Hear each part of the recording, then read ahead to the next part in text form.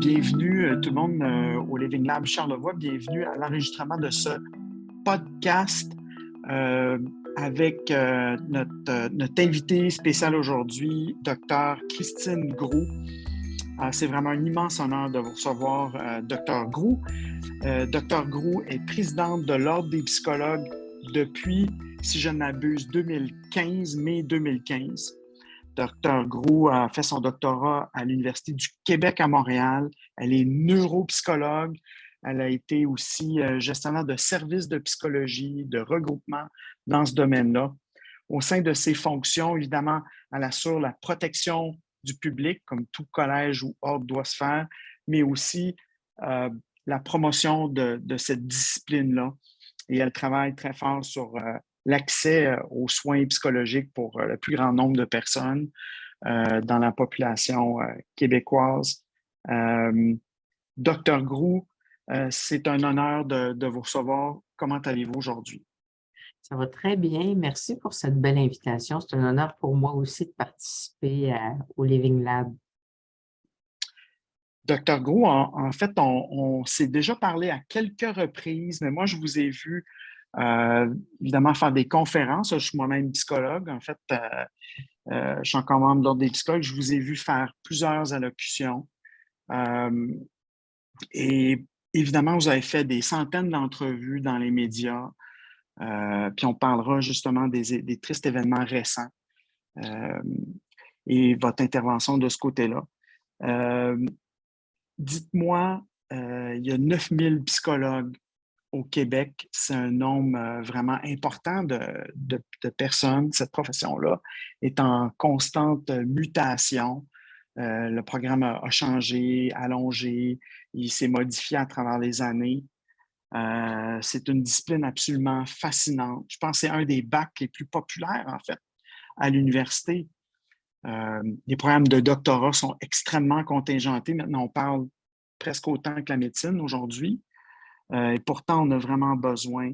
Dr. Groux, parlez-moi d'abord de cette responsabilité d'être présidente de l'Ordre des psychologues, surtout à un moment où on semble avoir vécu beaucoup de stress dans la population avec cette pandémie.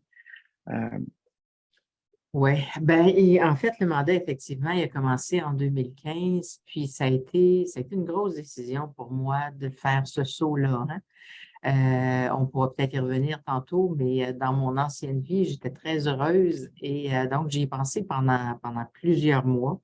Cela dit, oui, c'est une grosse responsabilité parce qu'au final, effectivement, on est un peu tributaire de la qualité de l'exercice des psychologues, puis de l'accessibilité aux services psychologiques. Évidemment, une présidente, ça ne fait pas ça tout seul, ça a une équipe pour travailler avec elle, puis ça a un conseil d'administration pour déterminer les orientations avec elle. Donc, ça, c'est un facteur de protection, c'est-à-dire que plus on avance dans cette carrière-là, plus on sait ce qu'on fait. Puis au départ, on est plus prudent parce que, tu sais, moi, je suis passée d'un mode qui était très clinique, très éthique, très académique, parce que j'ai fait aussi beaucoup œuvré dans les comités d'éthique, puis je suis passée dans un monde qui était très juridique, très médiatique, très politique. Alors, donc, puis ça ne s'apprend pas, hein? On n'apprend pas ça nulle part à devenir présidente d'un ordre professionnel. Fait que c'est comme une autre carrière qui s'apprend en le faisant. Alors, je dirais que c'est une lourde responsabilité, mais en même temps, on est bien appuyé pour le faire parce qu'il y a l'équipe de la permanence, comme je vous disais, puis il y a le CA, mais il y a aussi tous les psychologues du Québec potentiellement puis je les remercie à chaque année parce que quand on fait des mémoires ou quand on va en commission parlementaire, par exemple, c'est pas sans l'expertise de nos membres. Alors, donc, moi, je dis toujours, la communauté des psychologues, c'est beaucoup d'expertise dans différents domaines qui, mis ensemble, constituent une profession qui est extraordinairement riche. Alors,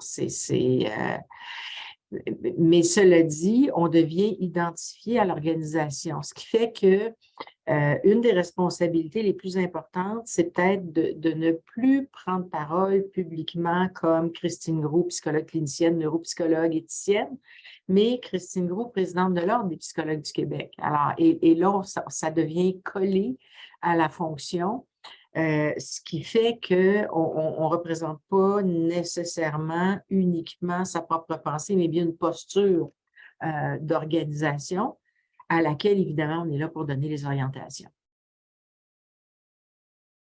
Et j'imagine que c'est quand même un travail assez complexe et on voit tout de suite votre reconnaissance par rapport à toutes les personnes qui travaillent avec vous, qui vous appuient là-dedans. Ça vous a pris combien de temps vraiment à apprendre un peu les mécanismes, les différents comités, ce que vous avez le droit de dire, pas dire, comment ça fonctionne, tous les paliers de gouvernement, là, l'Office des professions, j'imagine, en tout cas, la façon de passer des lois et tout. Ça vous a pris combien de temps avant de bien comprendre tout ça? Je dirais que ça m'a pris 2 ans avant de me sentir compétente. Donc, je dirais qu'il y a eu un apprentissage de 2 ans pendant lesquels j'étais prudente, je consultais beaucoup. Il y a des choses pour lesquelles j'avais déjà une facilité, c'est-à-dire que c'est sûr que d'expliquer des phénomènes psychologiques ou neuropsychologiques, pour moi, c'est quelque chose de facile. Puis quand on fait œuvre pédagogique, bien, la différence, c'est qu'on le fait avec le public. Puis là, je le dis en riant parce que, tu sais, les gens qui travaillent avec moi en communication me trouvaient trop académique. Fait qu'ils m'ont nivelé le discours pour que ce soit compréhensible pour tout le monde. Mais je dirais qu'il y a un apprentissage à faire. Puis, il y a eu 3 temps, dans le fond, depuis 2015. Il y a eu un premier temps, un premier mandat, si vous voulez, où moi, je m'étais engagée à finir ce qui était commencé.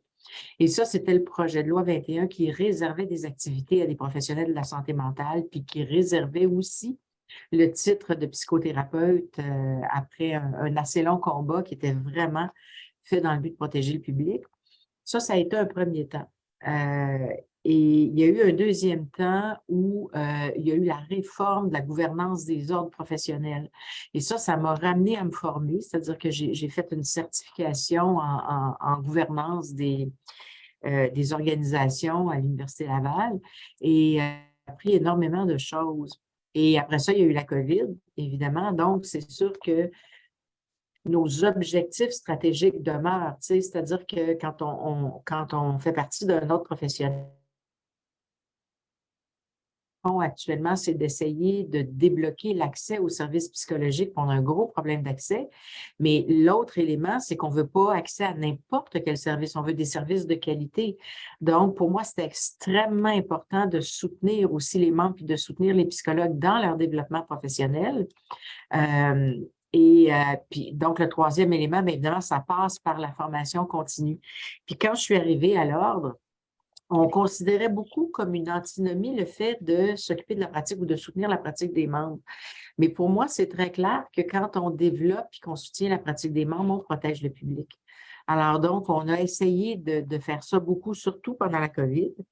Et je vous dirais que j'ai tellement appris sur le monde politique, sur la différence entre un cabinet, un ministère, les paliers de gouvernement, comment on passe un projet de loi, comment on étudie un projet de loi. J'ai appris énormément de choses. J'ai appris beaucoup de choses en communication publique aussi. Beaucoup de choses sur les processus d'admission. Puis, bon, pas juste au Québec, mais ailleurs dans le monde, sur le processus d'inspection, parce que, tu sais, dans les fonctions statutaires d'un ordre, on a évidemment les admissions, puis s'assurer de la compétence à l'admission, mais on a ensuite le processus d'inspection tout au long de la carrière et finalement les enquêtes quand il y a vraiment des problèmes et plus récemment, les poursuites pour la pratique illégale des activités réservées. Alors donc, parallèlement à ça, bien, on essaie de développer les pratiques professionnelles puis de soutenir les pratiques professionnelles en développant des instruments, par exemple, comme ce qu'on appelait les cahiers du savoir. Tu sais. Et les cahiers du savoir, c'était une initiative qui visait beaucoup les psychologues qui étaient en première ligne ou en cabinet privé, qui n'étaient pas nécessairement greffés à des CIS et des CIUS, qui n'avaient pas nécessairement accès à autant de formations que souhaité. Puis on se disait, bien, sans faire un textbook, si on peut faire un ouvrage qui va être une mise à jour des connaissances dans un domaine pour nos membres, on va faire œuvre utile. Alors, donc, c'est un peu le genre de projet qu'on fait. pour soutenir la formation continue. Je vous écoute parler, puis d'abord, tu sais, les gens ne vous verront pas, là, mais vous avez quand même un sourire, puis vous en parlez avec passion. Euh, Surtout lorsque vous avez abordé, tu sais, tout ce que vous avez appris, et tu sais, vous en parlez avec passion, cette complexité-là a été pour vous un apprentissage, un élément d'apprentissage là, complètement fascinant de ce que je comprends. Et c'est intéressant parce que, tu sais, au Living Lab, on dit souvent, on parle beaucoup de design thinking, puis on se dit, ben, tu sais, même si ça ne marche pas, à quelque part, tu peux toujours apprendre de quelque chose. Oui. Et on sait que probablement que gérer une organisation, tu sais, si on veut vraiment avoir un impact comme bon leader, on est au service de, on n'est pas en contrôle de nos membres, nos personnes. Donc, les bons leaders, comme vous, vous savez tout ça.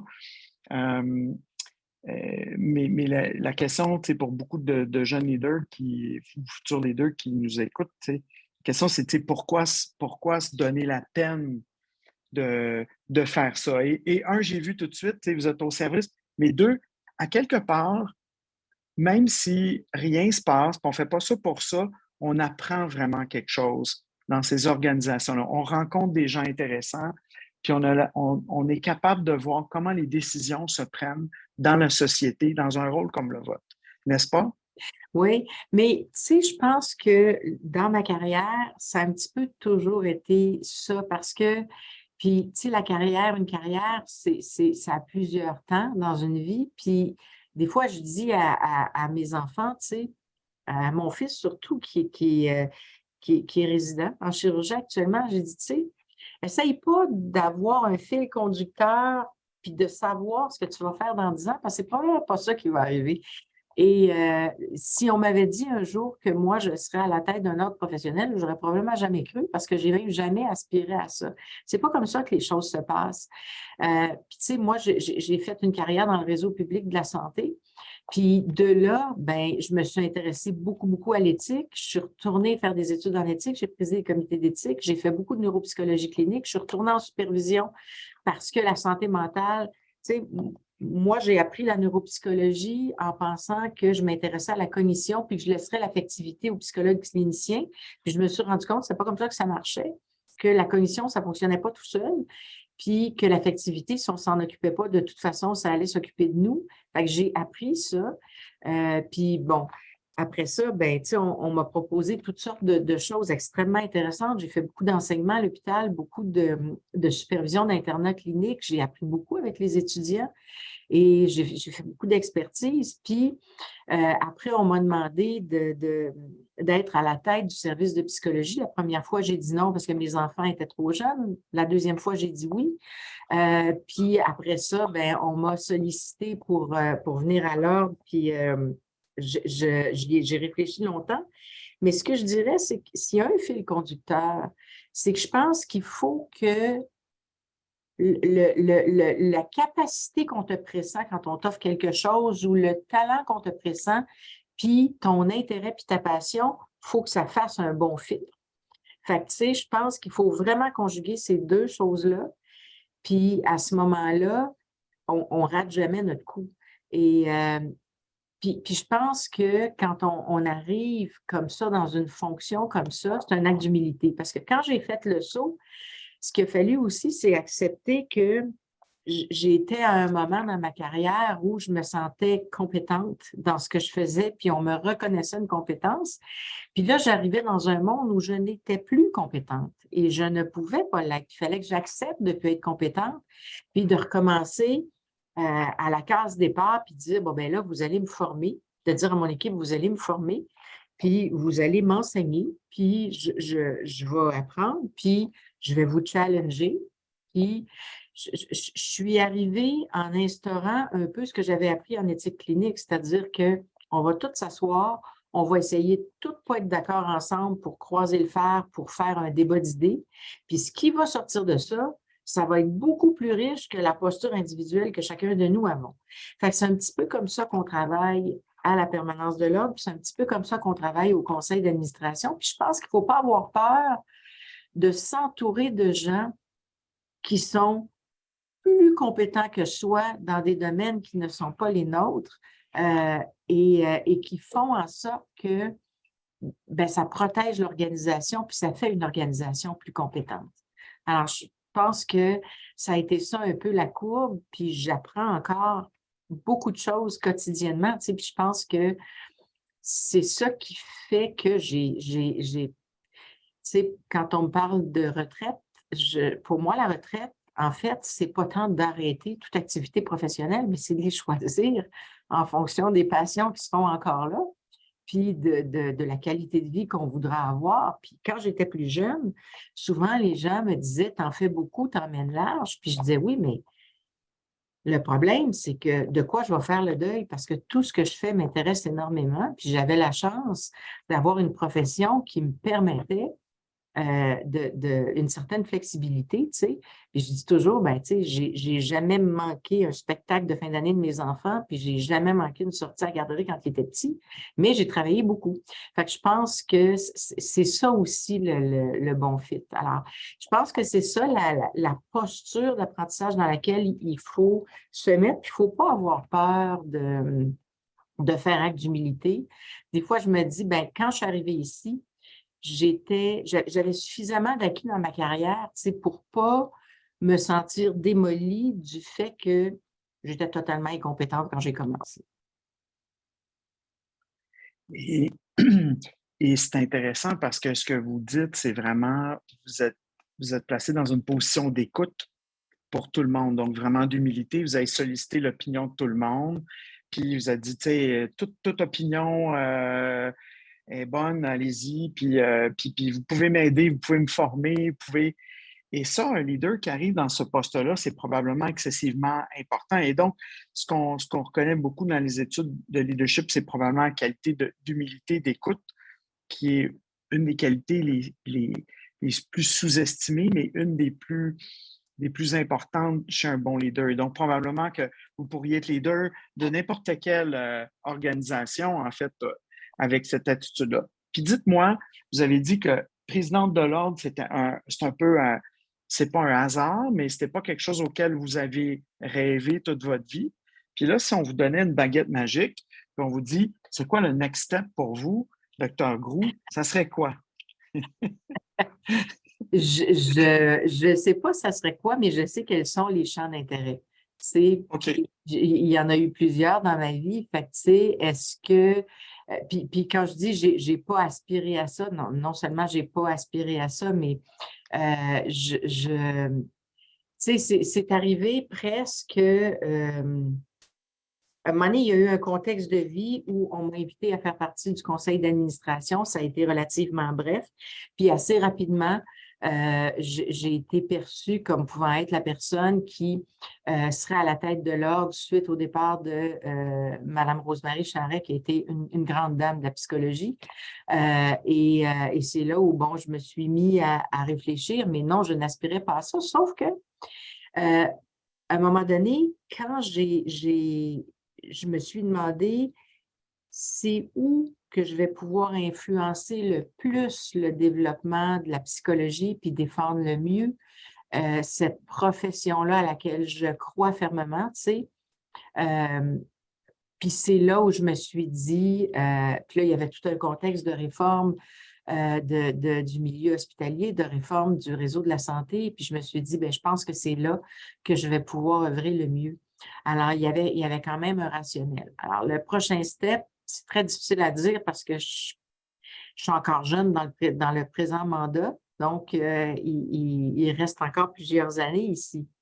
Mais c'est sûr que j'ai développé un intérêt pour l'éthique organisationnelle puis la gouvernance des organisations parce que, par la force des choses, je m'y suis formée. Je garde un intérêt, mais une passion pour le fonctionnement du cerveau, pour la neuropsychologie, pour l'éthique clinique aussi.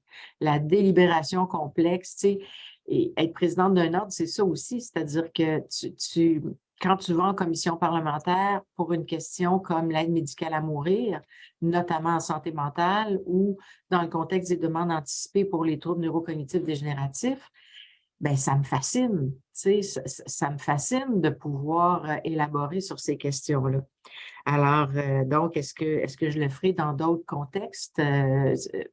Possiblement, mais encore là, ça va dépendre de ce qui s'offre, puis de la passion qui m'habite à ce moment-là. Puis généralement, quand je m'engage, c'est pas sur un coup de tête, c'est réfléchi, puis je me suis jamais trompée. Fait que, tu sais, je me suis jamais trompée dans la mesure où je n'ai jamais eu de regrets par rapport à des choix de vie que j'ai faits. Et vous n'avez pas eu de regrets? Euh, Est-ce parce que vous connaissez bien la psychologie, vous, un peu comme Carl Rogers disait, si tu as deux chemins, prends celui que tu n'as pas exploré, c'est celui qui va te faire le plus grandir. Tout ce qui est audace, créativité nous encourage à faire, à expérimenter des choses qu'on n'a jamais faites pour justement dans le développement personnel. Ou est-ce que c'est parce que vous réfléchissez beaucoup, tu sais, au pour et le contre? Quelle est c'est quoi votre philosophie par rapport au regret, par rapport à essayer des choses, parce qu'il faut en laisser tomber, comme vous l'avez dit? Ben, en fait, moi, j'ai une tendance naturelle à réfléchir beaucoup, puis à analyser beaucoup les choses, puis à consulter aussi quand j'ai une décision importante à prendre. Puis, tu sais, là, on ne parle pas de la sorte d'auto que je vais acheter, là. On parle du choix de carrière que je vais faire, par exemple. Fait que j'ai tendance à le réfléchir. Puis l'autre chose que j'ai tendance à faire et que j'ai appris à faire, puis que je trouve vraiment importante de faire, c'est se demander pourquoi je fais les choses. Tu sais, à quoi ça correspond chez moi, à quel besoin ça répond chez moi, quel plaisir je vais avoir, parce que c'est une chose parce que ça m'est arrivé de me faire proposer des choses puis de dire non parce que c'était pas le bon moment dans ma vie ou parce que ça m'intéressait pas nécessairement. Fait que je pense qu'il faut être capable de se poser la question pourquoi on le fait.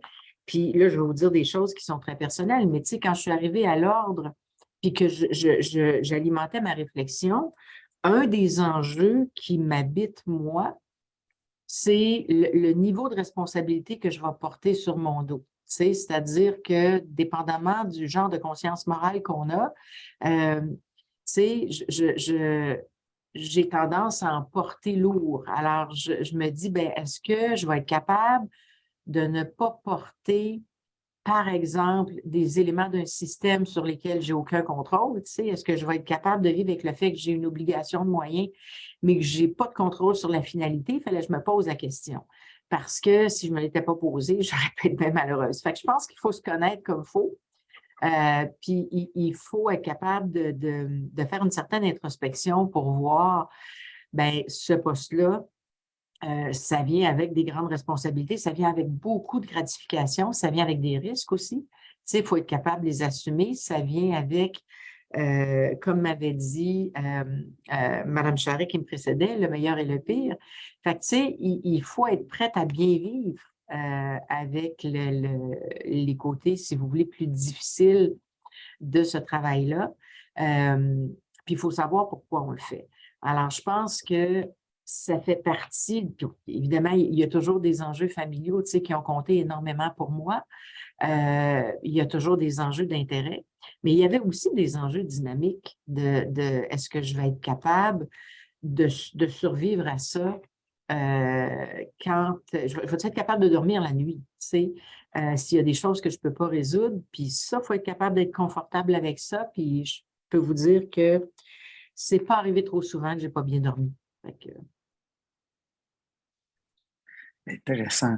Ben, euh, Docteur Gros, euh, vous avez, pour les gens qui ne sont pas au courant, les gens qui nous suivent plus dans le domaine médical, par exemple, c'est très différent. Donc, le Collège des médecins, l'Ordre des psychologues, la gestion, parce que nous, on a comme la FMOQ, la FMSQ, nos organisations qui vont nous défendre sur le plan syndical, qui vont faire toutes sortes de représentations euh, à plusieurs égards. Et le collège a une mission de protéger le public, mais encore là, pour avoir discuté justement un peu, sans qu'on l'ait encore interviewé, là, M. Gaudreau, euh, encore là, le collège commence à s'impliquer beaucoup plus dans, dans toute la question des problèmes d'accès au système de santé, puis à défendre les membres aussi, dans leur épuisement professionnel, dans leur représailles par rapport au manque d'accès à toutes sortes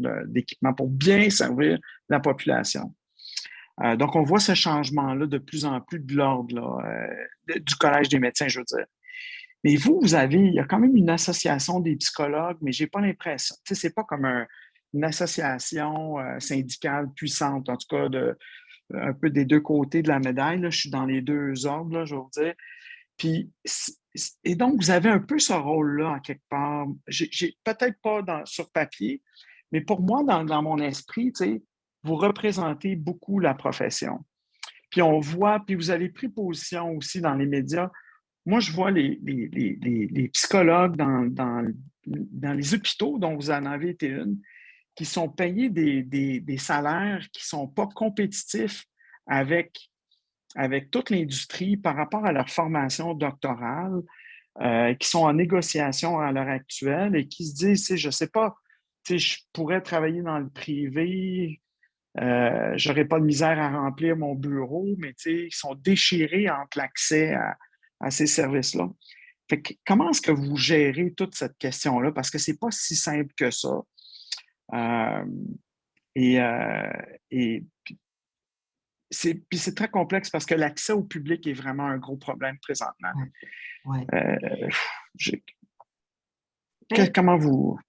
Moi, je pense que quand je suis arrivée dans le système professionnel, il y avait cette culture que les ordres sont là pour la protection du public, les associations sont là pour protéger leurs membres. Puis, il ne faut surtout pas, comme ordre professionnel, que tu fasses quoi que ce soit qui protège tes membres. Moi, personnellement, j'ai toujours été d'avis, puis je l'ai soutenu, que ce n'est pas antinomique.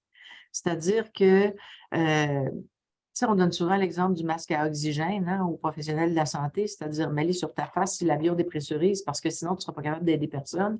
Je pense qu'il faut soutenir ceux qui soignent, il faut prendre soin de ceux qui soignent. Pendant la pandémie, on l'a vu particulièrement. Puis pour moi, ce n'est pas antinomique. Alors, quand on me pose la question, tu sais, qu'est-ce qui cause l'exode des psychologues dans le réseau public de la santé actuellement? Bien, comme je le sais pertinemment, je ne peux pas ne pas le dire. Alors, il y a les conditions d'exercice qui se sont beaucoup détériorées parce que, moi, le réseau de la santé que j'ai tant aimé, il n'existe plus dans la forme où je l'ai aimé. Donc, alors les conditions d'exercice puis les atteintes à l'autonomie professionnelle, ça, c'est un des éléments, puis il y en a beaucoup d'autres dans les conditions d'exercice, puis les conditions salariales. Si je le nomme, c'est pas parce que je les négocie, ça me regarde absolument pas, c'est parce que moi, ça me cause un problème sérieux de penser que la population du Québec va avoir de moins en moins accès aux services psychologiques dans le réseau public de la santé. Puis c'est parce que je suis convaincue que ça prend des psychologues dans le réseau public de la santé et non pas juste en cabinet privé parce que ça prend les deux. C'est pas nécessairement les mêmes problèmes de santé qu'on adresse, c'est pas les mêmes clientèles qu'on traite et surtout, on ne les traite pas de la même façon parce que pour avoir travaillé avec des troubles mentaux graves, l'interdisciplinarité est essentielle. Alors, je pense que je ne peux pas je peux pas passer sous silence le fait que c'est vraiment important qu'on s'attarde aux conditions d'attraction puis de rétention, parce que si on ne le fait pas, bien, il va s'aggraver le problème d'accès, puis il est déjà sérieux. Puis, tu sais, j'ai fait partie de tellement de commissions sur l'accès à la psychothérapie.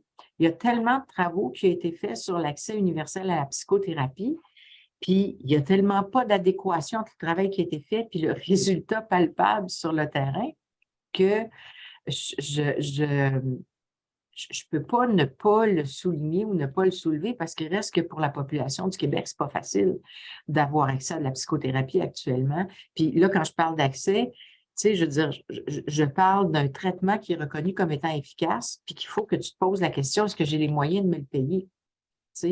Alors, ça fait réfléchir. Puis, je vais même donner un autre exemple.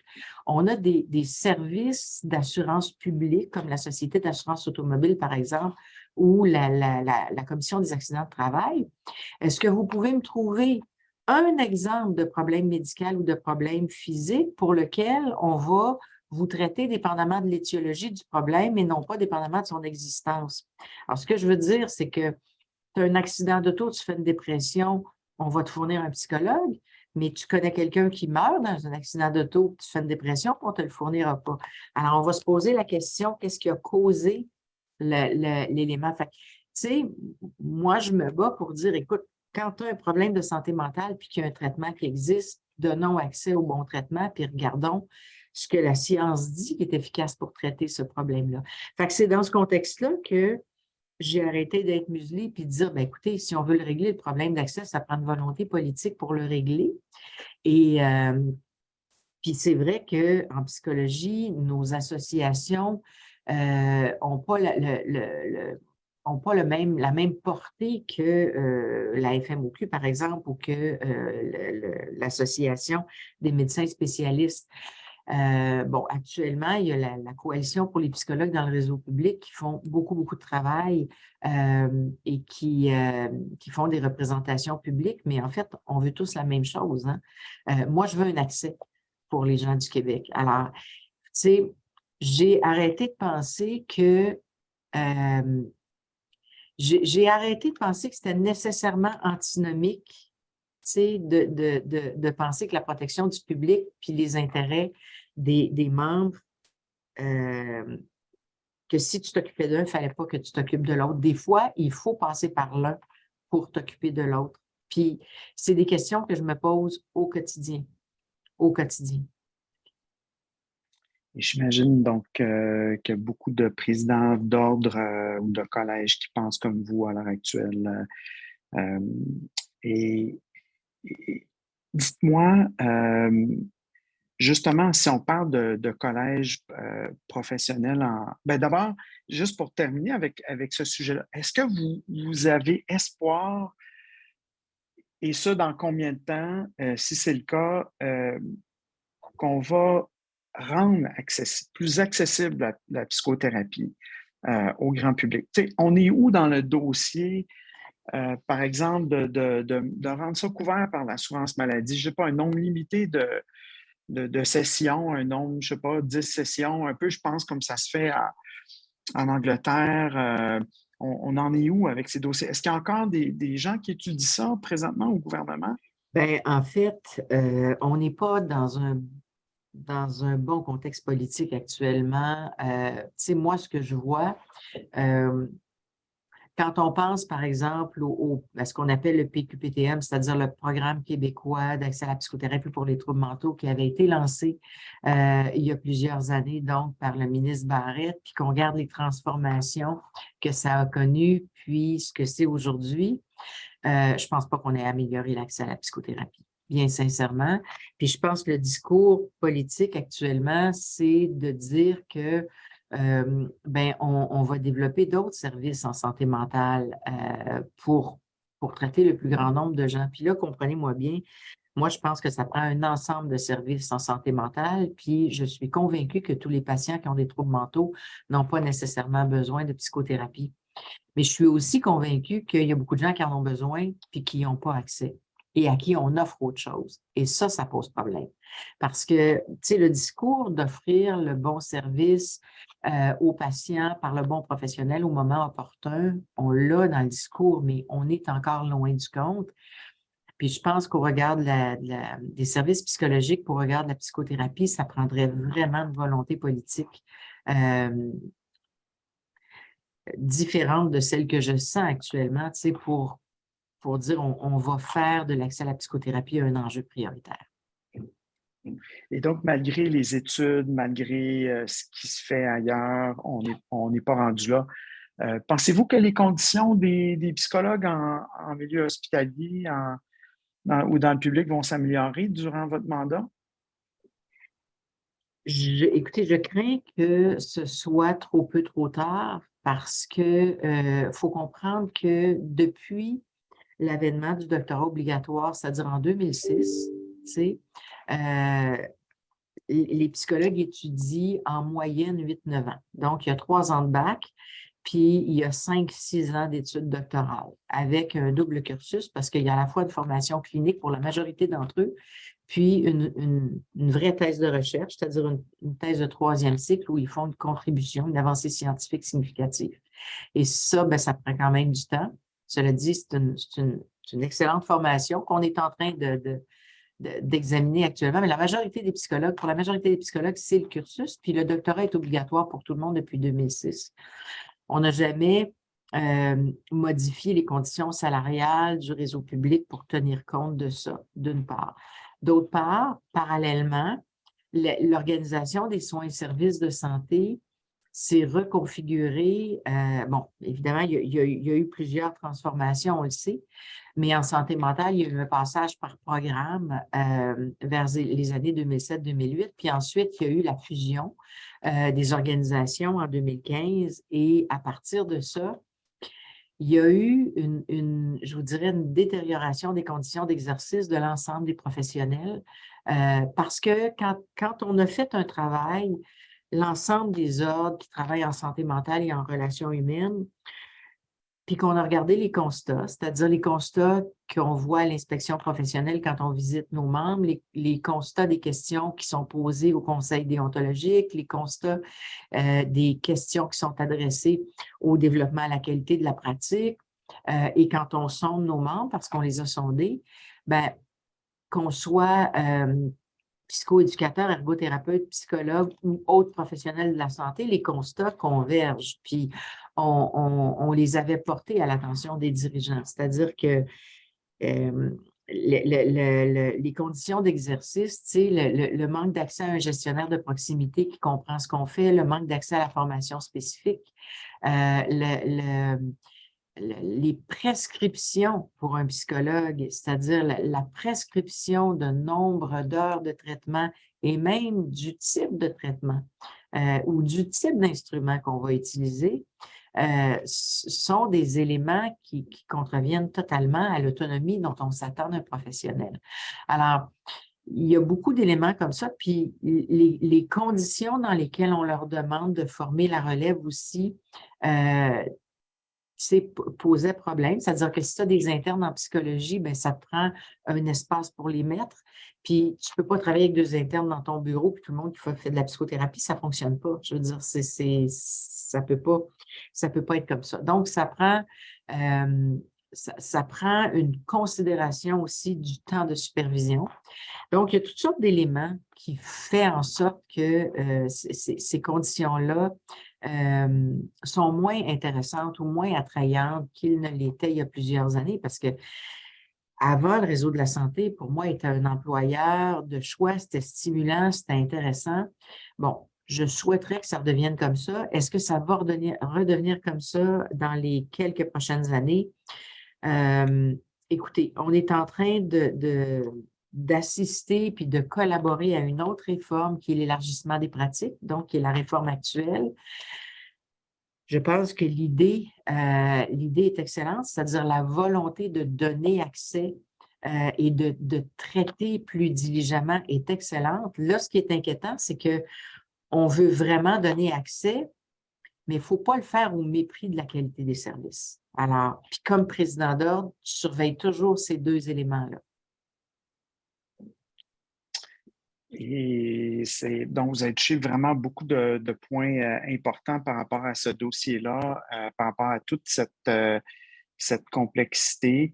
On se rend compte que c'est pas demain la veille qu'on va avoir accès de façon universelle à des psychologues ou des psychothérapeutes qui sont membres de l'ordre.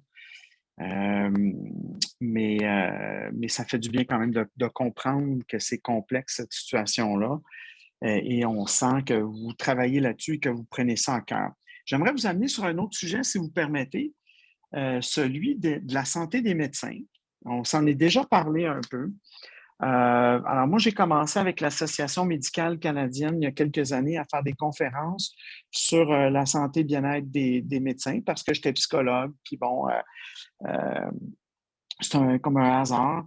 Et on a rejoint maintenant plus que 4000 médecins en personne ou virtuellement depuis la sortie du premier rapport de l'Association médicale canadienne qui portait sur la santé mentale. Donc, cette première étude-là révélait des taux de burn-out et de dépression. Donc, il utilisait le PrimeMD puis un Maslac modifié un peu, qui tournait autour d'à peu près 37 %. Je pense que l'étude, c'était 2018. on est maintenant, la dernière étude, donc faite en pleine COVID, publiée en août dernier, démontre que le taux d'épuisement professionnel chez les médecins, 4000 médecins ont répondu au sondage à travers le Canada, bonne représentativité des différentes spécialités, des âges, des sexes, etc., est maintenant proche de 50 %. Donc, 50 % de médecins qui sont, on parle dépressifs ou burn-out, j'ai aucune misère à croire ça dans le contexte du système actuel.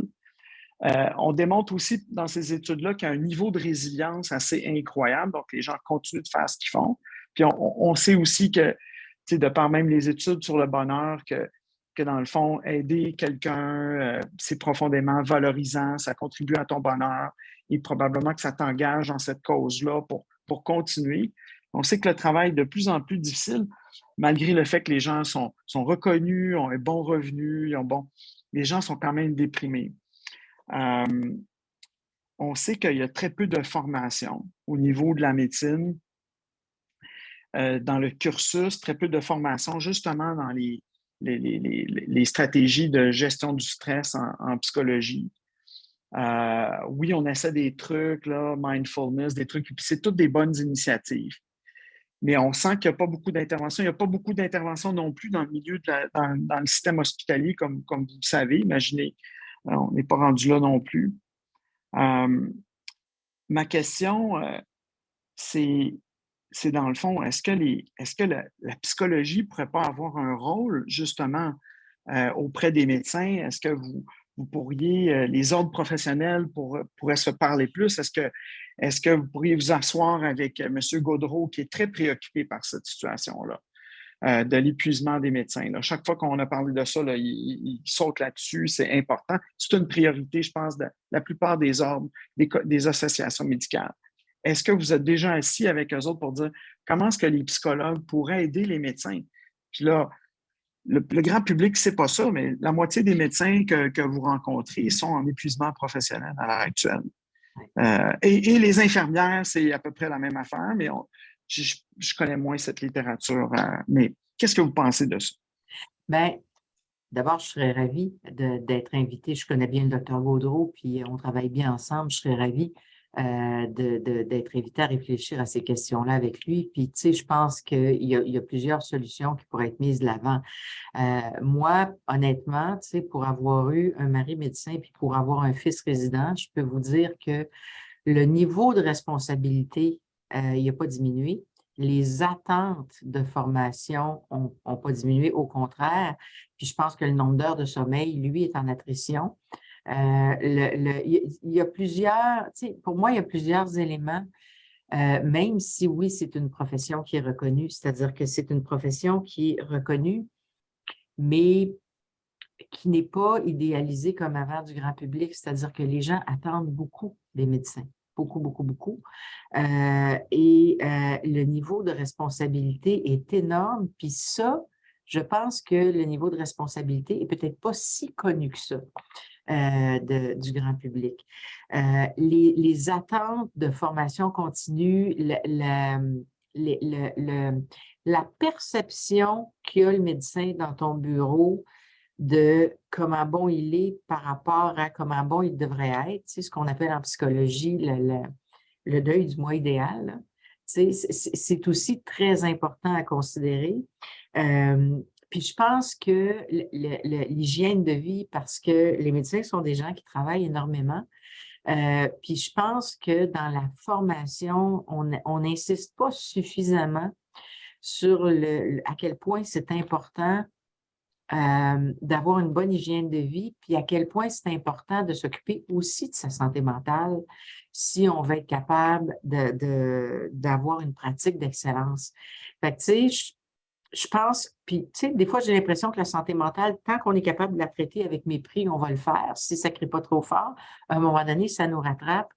Alors, on aurait tout avantage à travailler d'abord sur l'éducation puis sur la prévention, tu sais, outiller les gens puis valoriser l'importance de prendre soin de sa santé mentale.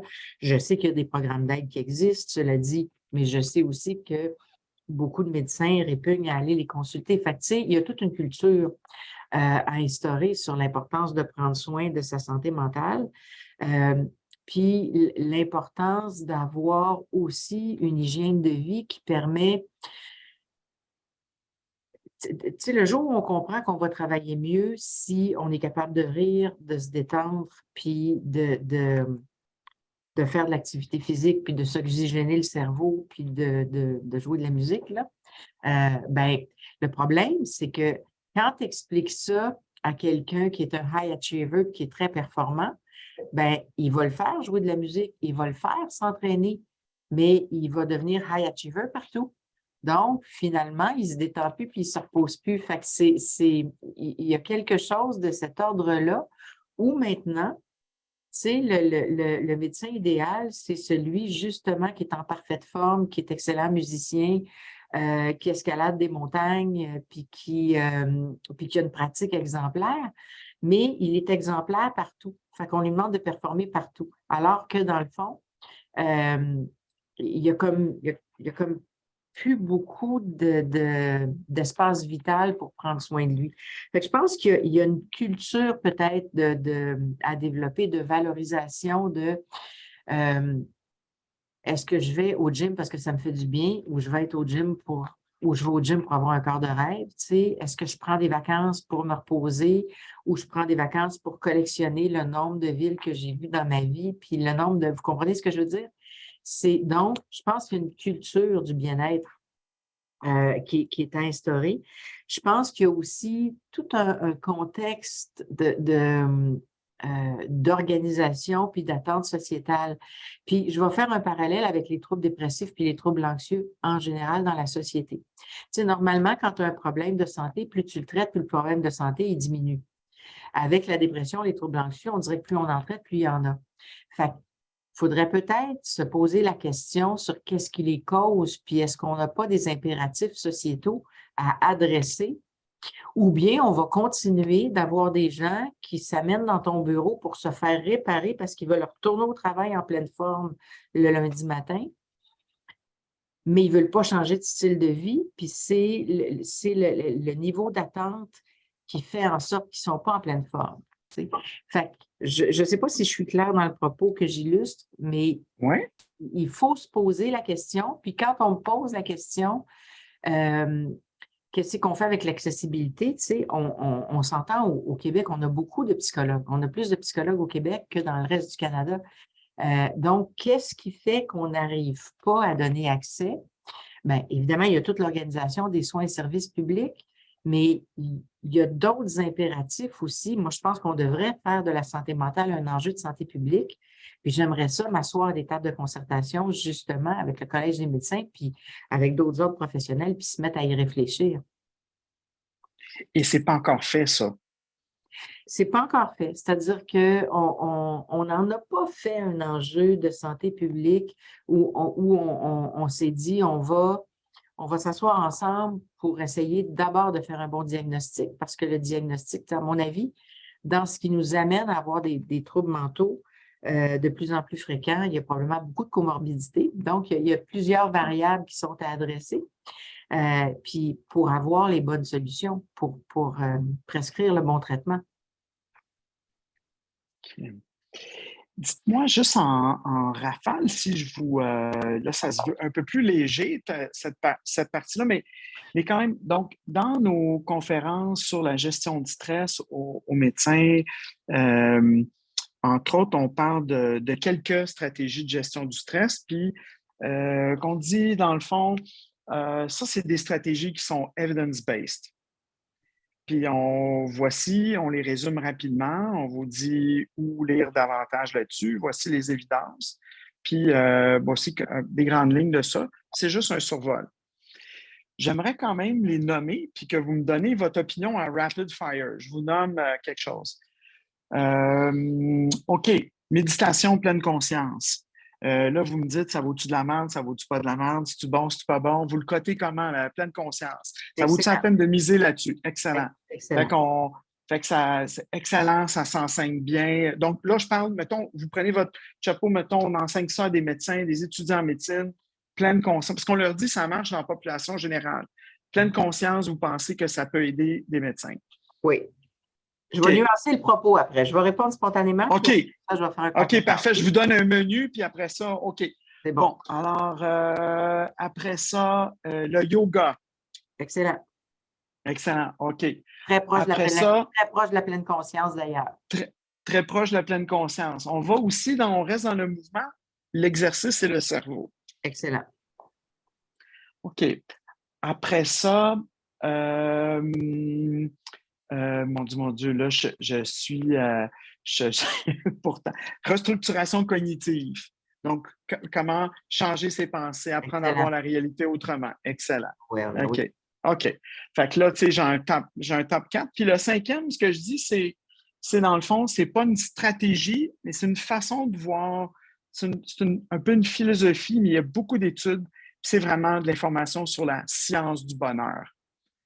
C'est happy, finalement. Et de parler de ça, c'est quoi la littérature sur qu'est-ce qui fait que les gens sont heureux ou pas, comment contribuer à notre bonheur, les fausses pistes de vie. Est-ce que ça, c'est important pour vous de parler de ça? Oui, c'est important. OK. Là, si vous avez à faire le poids de tout ça, OK, ces 5, ça serait quoi votre top que vous dites, ben là, mets plus de temps là-dessus? Ou sont-ils pas mal toutes? Ça ferait partie d'un package d'une intervention qu'on pourrait offrir, vous diriez? Moi, je dirais ça. C'est-à-dire que moi, je ne les mettrais pas en ordre d'importance parce que l'approche centrée sur les données probantes, en fait, tu sais, ce que ça nous dit, c'est soit au courant de ce qui fonctionne dans la littérature, mais après ça, porte un jugement clinique sur qu'est-ce qui va marcher avec ton patient. Alors là, je vous dirais, il n'y a pas une affaire qui marche avec tout le monde, tu sais. Et cela dit, la pleine conscience, en général, les médecins adhèrent très bien à ça. Mais il y a des hyperactifs qui ne pourront pas supporter ça. La restructuration cognitive, ça va être excellent quand on a des biais cognitifs, puis quand on fait des erreurs de pensée, ou en fait, quand on s'inscrit dans des biais cognitifs qui se cristallisent puis qui nous font souffrir, c'est excellent. Tu sais, la science du bonheur, pour moi, c'est excellent. Il y a des gens qui ne voudront pas y adhérer pantoute. Fait que je pense que là, c'est là où il faut qu'il y ait une bonne adéquation entre qu'est-ce qui fonctionne bien pour quelle personne, parce que tout ça fonctionne bien, mais il y a des choses qui vont mieux fonctionner avec certains individus qu'avec d'autres. Et finalement, puis on dit aux gens, mais consulter, puis pourquoi consulter, etc., etc. On a parlé aussi de l'exercice, hein, de la science, l'activité physique, les études là-dessus. Et on recommande des top livres, des articles scientifiques sur chaque sujet pour les appuyer. Fait que là, si je vous dis ça, et puis, est-ce que j'en oublie? Donc, la bibliothérapie, puisque là, on va dire, ils vont lire, on leur apprend aussi à écrire leur pensée un peu là-dessus. Dans la science du bonheur, on touche à l'argent, on touche au prestige, on touche aux valeurs, on touche à qu'est-ce qui est vraiment important pour toi dans la vie. C'est un exercice qu'on fait, c'est vraiment, qu'est-ce qui est réfléchir à qui ou quoi est le plus important, puis à chaque jour, rappelle-toi qu'est-ce qui est vraiment important pour toi parce que tu es constamment en train d'investir ton temps qui est limité, qui va disparaître éventuellement. Donc, assure-toi que tu fais vraiment quelque chose. Puis qu'est-ce qui contribue au bonheur dans toutes ces études? Bref, y a-t-il des choses qu'on manque? Bien, encore là, je pense que ça serait difficile de cibler l'ensemble, des interventions d'éducation psychologique possibles qu'on peut faire auprès des gens parce que parce qu'il y en a beaucoup. Mais je dirais que c'est sûr que ces 5 grands éléments qui sont quand même assez importants puis qui ratissent assez large. En termes de prévention, je pense que on va probablement cibler pas mal de gens dans la mesure où, je dis toujours dans la mesure où les gens reconnaissent que ça a une pertinence puis une utilité. Parce que, je pense que ce qu'il faut introduire dans l'esprit des gens qui se sentent bien, c'est que ce n'est pas nécessaire d'attendre de ne pas se sentir bien avant d'introduire ça dans la vie. Puis c'est justement de dire, regarde, pratique ça, puis réfléchis sur ces éléments-là, puis c'est des facteurs de prévention.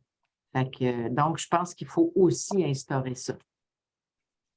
Docteur Groulx, vous, maintenant, personnellement, Comment vous gérez-vous votre stress? Quand j'étais plus jeune, le jogging était un exutoire extraordinaire. Maintenant, c'est plus de la marche rapide, je vous dirais. Mais pour moi, le plein air et l'activité physique a toujours été un excellent exutoire. Pendant plusieurs années, j'ai eu un formidable Golden Retriever roux qui s'appelait Charcot. On a marché un coup, surtout pendant la pandémie, Charcot et moi. Donc, parce que, tu sais, pour moi, le plein air fonctionne bien, la pleine conscience fonctionne bien, le yoga fonctionne bien. Les séries télévisées qui ne sont pas dramatiques et catastrophiques fonctionnent aussi très bien. C'est-à-dire qu'il m'est arrivé de demander à mes amis, coudonc, en avez-vous des titres de séries qui font rire? C'est donc bien dur à trouver, tu sais. Puis, on m'en a recommandé quelques-unes. Puis, honnêtement, tu sais, ça fait partie de ma gamme d'activités. Je dirais d'une certaine façon, la zoothérapie, être dans la nature avec des animaux, occupé de chiens ou ça fait le vide dans ma tête. Et, dernier élément, cuisiner. Vous n'avez pas idée comment il y a de l'espace dans mon esprit quand je fais la cuisine. C'est absolument extraordinaire. Je vais cuisiner des heures, puis ça va me détendre énormément. Alors, je pense que c'est le même feeling, si vous voulez, que quand je marche en plein air, l'oxygénation en moins, puis l'activité physique en moins, mais il se passe un peu le même phénomène. Alors, il y a plusieurs éléments pour moi. Le kayak, l'été, le kayak sur mon lac, quand je suis toute seule sur le lac, puis que le lac est comme un miroir, puis que je pars en kayak, je ne peux pas vous dire comment ça me répare, surtout s'il fait soleil. La créativité, pour vous, ça représente quoi? Mais la créativité, pour moi, ça se manifeste dans les sphères où aussi drôle que ça puisse paraître, j'ai toujours dit que j'ai aucun talent dans le dessin, mais que ma créativité se manifeste en cuisine. Donc, dans mes tentatives culinaires, dans mes créations culinaires, dans la décoration de la maison, la créativité se passe aussi dans l'écriture parfois. Puis pour moi, la créativité, c'est vraiment un espace de construction qui t'amène au-delà de la rigueur. C'est comme si ça fait en sorte que le tout est plus que la somme des parties. Alors, c'est ce qui fait en sorte que le tout est plus que la somme des connaissances, de la rigueur, de l'expérience, ben, ce qui fait que ton produit est le plus, c'est la créativité. Intéressant tout ça. Dr. Gou, merci de nous partager vos stratégies personnelles venant de notre présidente de l'Ordre. Ça va en inspirer plusieurs, en fait. Dr. Gou, je vais laisser la parole, quelques questions à nos étudiants qui sont ici aujourd'hui au sein du Living Lab. Mais juste une dernière question avant un petit jeu de la fin après tout ça, après qu'on vous ait posé d'autres petites questions de groupe. Vous aimeriez qu'on se rappelle de vous comment? Vous occupez une fonction importante, vous êtes une leader qui va avoir un impact majeur sur le Québec, comme Rosemary Charest. Et vous êtes intervenu beaucoup, même dernièrement, dans les dernières tragédies. Laval, Amqui. On vous a vu ému à plusieurs égards. Vous-même, vous n'êtes pas insensible, même personnellement, à tout ça. On voit que c'est compliqué de faire ce que vous faites pour changer des choses, pour avoir un impact. Il faut preuve de beaucoup de patience. Vous aimeriez qu'on se rappelle de vous comment? Bien, je vous dirais deux choses. Tu sais, je pense que j'aimerais ça qu'on se rappelle de l'importance pour moi qu'est ce que j'appelle le 4e savoir. Parce que moi, quand j'ai appris, quand j'ai étudié, puis tout le long de mon parcours professionnel, tu sais, on m'a parlé du savoir, la connaissance, du savoir-faire, puis du savoir-être. Mais pour moi, le savoir le plus important, et c'est peut-être le plus créatif, c'est le savoir réflexif. Donc, le savoir réfléchir, le savoir penser. Puis une pensée qui va au-delà des fois de qui va au-delà des paramètres établis. J'aimerais ça qu'on se rappelle de ça. Puis l'autre chose, je pense, dont les gens vont se rappeler facilement, c'est qu'effectivement, on peut être une femme de tête parce que je pense que je suis connue pour ça, mais aussi être une femme de cœur. Puis c'est sûr que ça a beaucoup fait partie, je vous dirais, de mon cheminement personnel de réconcilier les deux. Merci beaucoup, Dr. Groux. On ouvre la parole. Jenny, est-ce que tu voudrais animer cette petite session avec nos Oui, collègues? absolument. Je pense que Je vous demanderais juste de vous juste dire présenter qu'est-ce que. Oui, vous présentez un peu. Isabelle, tu peux y aller. Bonjour, Dr. Groux. Je suis Isabelle Dionne. Je suis la directrice de la Fondation de l'Hôpital Abbé-Saint-Paul. Merci beaucoup d'abord de prendre le temps avec nous. C'est très enrichissant ce que vous nous partagez aujourd'hui. Moi, j'aimerais savoir, je comprends que vous avez un poste qui est complexe entre la femme et la professionnelle aussi. Hein? Quand on est une femme, souvent, quand on a un humain, déjà, il faut savoir réconcilier ça. Mais je vous entendais beaucoup parler aussi de vos enfants, votre famille, comment ça a forgé votre carrière. Ceci dit, dans votre mandat, je ne sais pas combien de temps ça dure, si c'est un poste qui dure très longtemps, mais ce serait quoi la plus grande réalisation que vous voudriez faire dans votre poste actuel à l'Ordre des psychologues? Un grand combat, quelque chose que vous dites, ça, moi, je veux absolument accomplir ça, ou du moins, je veux le faire avancer suffisamment pour qu'après, ça se dénoue. Un des grands dossiers qui vous tient à cœur. Il y en a beaucoup des choses que je voudrais faire. Tu sais, si on me pose la question, la plus grande réalisation dans ma vie, je vais vous dire, c'est mes 2 enfants. La plus grande réalisation que je voudrais faire à l'Ordre, il y en a beaucoup, mais d'abord de rallier le bien-être des psychologues puis l'excellence de leur pratique, pour moi, c'est un élément important. D'être comme ordre professionnel, là, je vais parler dans des termes très psychologiques, puis si au besoin, je les expliquerai, mais d'agir beaucoup plus comme un moi alternatif que comme un surmoi tyrannique, c'est quelque chose de très important. C'est-à-dire que d'être perçu comme un organe qui supporte, qui soutient pour le meilleur bénéfice de la population versus un organe qui punit, c'est quelque chose de très important. Mais j'aurais aimé ça qu'on développe, puis j'aimerais toujours ça qu'on développe un volet recherche à l'Ordre des psychologues. Et j'adorerais pouvoir créer une banque de données sur justement le bien-être psychologique de la population du Québec, sur les pratiques de nos membres, parce que on n'a pas beaucoup d'indications sur qu'est-ce qui se passe réellement, combien de temps les gens sont vus quand ils sont en cabinet privé. Puis c'est vraiment pour recueillir des informations, puis pour dire est-ce qu'on peut réfléchir les choses justement pour donner un meilleur accès possible, puis pour être capable d'avoir des services de qualité. Donc, ça fait partie des choses que j'aurais aimé faire. J'aurais aimé ça qu'on puisse développer un volet recherche qui nous amène au développement de la qualité des pratiques, puis qui reste en lien avec notre mandat.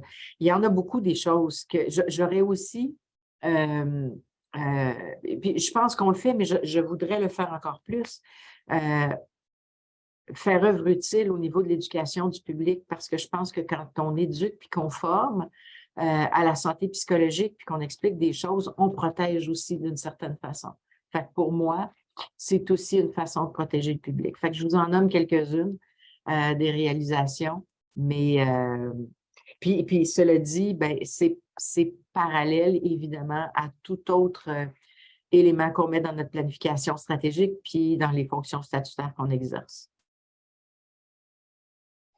En tout cas, j'espère que vous êtes là encore longtemps parce que vous avez plein de beaux rêves, plein d'objectifs à réaliser.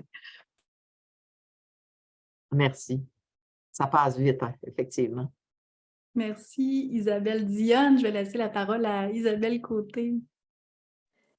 Alors, les Isabelle.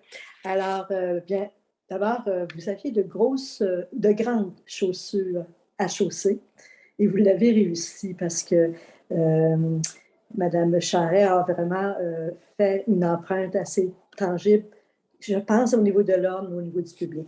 Moi, j'ai comme deux questions.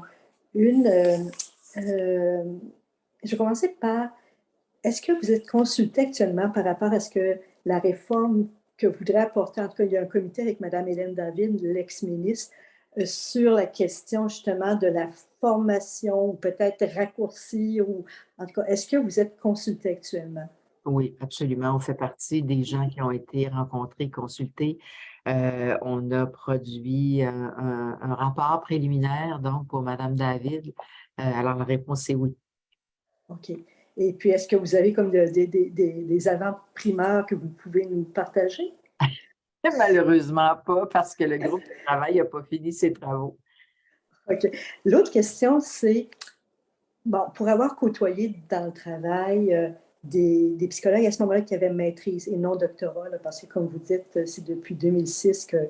Bon, moi, j'avais constaté que le travail en interdisciplinarité, il faut l'apprendre et tout ça, était peut-être pas la force majeure du psychologue, ou des psychologues que je côtoyais. Je me demandais, est-ce que c'est une question que ça ne paraissait pas dans le curriculum de cours?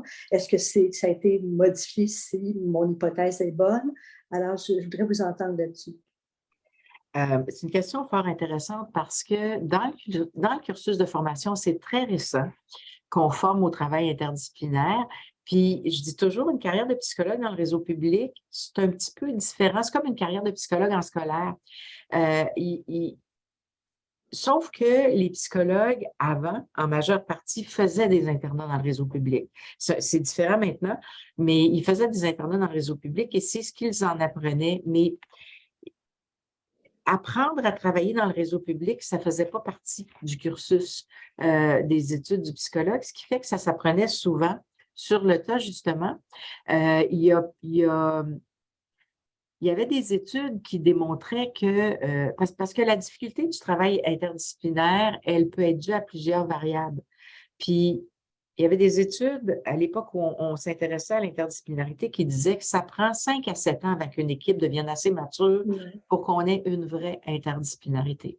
Fait que déjà, au niveau de la stabilité des équipes, il y a un élément important, c'est-à-dire que si on veut avoir une vraie pratique interdisciplinaire, ça prend une équipe qui mature ensemble.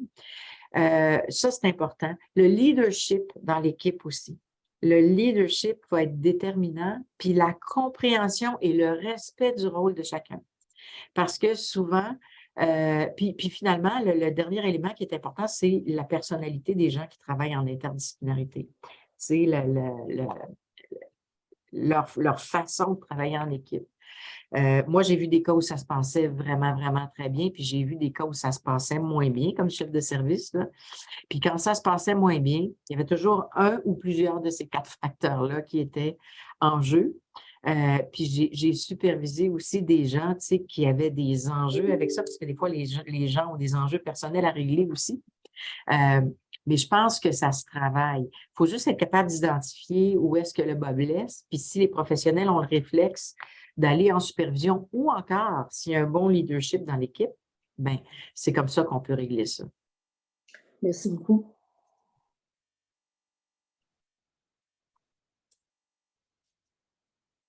Merci. Est-ce qu'on a quelqu'un d'autre qui aimerait ça poser une question à Mme Gros? Moi, si personne se... Ah, on a Julie. Vas-y, Julie. Ben, merci infiniment. C'est super intéressant. Il me semble qu'il y a comme plein de ramifications. Là. On pourrait parler des heures de plein d'affaires. Là, parce que là, j'avais pas une question sur l'interdisciplinarité, mais là, j'en ai plein. Mais je vais m'en tenir à la première que j'avais marquée parce que j'avais lu à un moment donné, c'était un article, je ne sais pas dans quel journal, puis on se posait la question de l'implication politique des psychologues. Tu sais, je pense que c'était un truc américain aussi, puis par Oui. rapport à tout ça, tu sais, puis on est un peu dans des tourments, puis comme vous êtes à la tête d'un mouvement associatif, il y a de la mobilisation de membres à faire, puis après ça, ben, il y a la tradition un peu de se dire, bon, ben, nous, on traite nos patients, puis on ne se mêle pas trop du politique. Fait que je me demandais si vous aviez des choses à dire là-dessus. Bien, en fait, l'implication politique, ça dépend comment on se mêle du politique. Parce que je pense que comme psychologue, on peut très bien se mêler du politique avec notre science. C'est-à-dire, si, par exemple, on influence le politique, puis moi, ma job, c'est ça, pour être capable de dire qu'est-ce que ça prend pour bien soigner notre population, puis de quoi la population a besoin, on fait notre job. Là où l'implication politique des psychologues va être remise en question, c'est, par exemple, quand on me demande de faire un diagnostic sur la place publique de Donald Trump. Mais là, ça, c'est sûr que je ne ferai pas ça parce que je ne le ferai pas selon les règles de l'art. Puis comme j'explique souvent devant les médias, si quelqu'un vient me voir pour l'évaluer, bien, personne ne le saura jamais. Puis si je parle de quelqu'un publiquement, bien, je ne pourrais pas parler de ce cas-là parce que je ne l'ai pas évalué. Fait que là, c'est une question d'éthique professionnelle puis de déontologie professionnelle. Donc, je pense que ça dépend de quelle question politique on s'adresse, pas à quel titre on s'y adresse. Parce que quand on utilise la crédibilité du psychologue, c'est pas pour ustensiliser la profession. Fait que moi, si je me prononce en tant que psychologue, ça va être dans un domaine que je connais. Ça ne sera pas sur l'éco-responsabilité. Je peux bien avoir des opinions là-dessus, tu sais, mais par contre, si on parle de parler de l'éco-anxiété, ça, c'est autre chose parce que là, on est dans le domaine de la psychologie. Mais, tu sais, si on me demande de me prononcer en tant qu'experte sur des choses comme, je ne sais pas, moi, mon ancien directeur général était agronome, fait que, tu sais, sur les engrais, je ne le ferai pas. Fait que c'est là où il n'y a pas une interdiction d'influencer la politique, c'est juste qu'il faut le faire à bon escient, puis surtout dans le champ d'exercice. Alors, quand on voit, par exemple, des scientifiques se prononcer ou être en accord ou en désaccord, puis amener des études sur, puis là, ça a été un sujet très sensible, mais sur la vaccination, bien, quand on le fait en tant qu'expert, puis qu'on rapporte adéquatement la science, tu sais, déontologiquement, on fait un job correct. C'est là où je pense que ça dépend sur quoi on se prononce puis comment on se prononce. Tu sais, si moi, j'explique, par exemple, ce que c'est que la pensée conspirationniste, puis comment on peut l'expliquer, bien, je parle de psychologie quand je fais ça. Mais je l'utilise pour expliquer un phénomène selon la compréhension du psychologue. Mais je ne l'utilise pas pour influencer quelque mouvement que ce soit ou discréditer quelque mouvement que ce soit. Non, mais déjà d'avoir une définition claire et correcte, là, tu sais, ça peut déjà aider, j'imagine. Ouais, c'est ça.